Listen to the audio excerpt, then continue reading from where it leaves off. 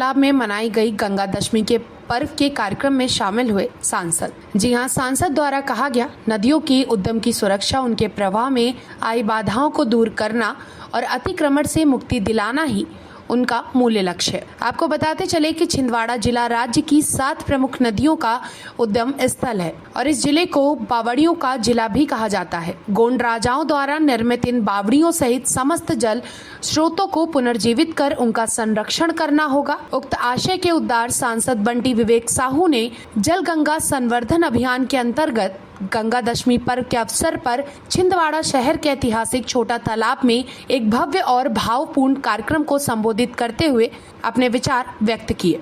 गंगा दशमी के अवसर पर जल के संरक्षण को लेकर के और जो आगे आने वाली चुनौती है उसको लेकर के प्रधानमंत्री जी के द्वारा पूरे राष्ट्रीय स्तर पर यह अभियान प्रारंभ किया गया है कि हमारे जो नदियों के उद्गम स्थल है, जो बावड़ियाँ हैं, कुएं हैं, तालाब हैं, इनको संरक्षित करने का और इनको पुनर्जीवित करने का काम प्रधानमंत्री जी के नेतृत्व में हुआ है और आज ये अभियान पूरे देश में चल रहा है।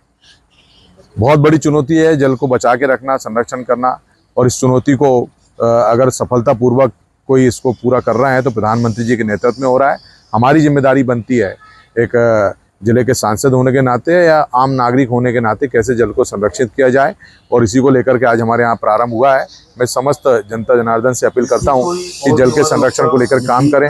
हमारे जो नदियों के उद्गम स्थल हैं, तालाब हैं, बावड़ियाँ हैं, कुएं हैं, इनको पुनर्जीवित करने में प्रशासन शासन का सहयोग करें। का संरक्षण हो, जहाँ से नदियों का उद्गम हुआ है उसे संरक्षित करें। उसके रास्ते में जगह जगह पर अतिक्रमण हो गया है, जगह जगह पर। राकेश चांदवंशी की report, Chhindwara, headline today news.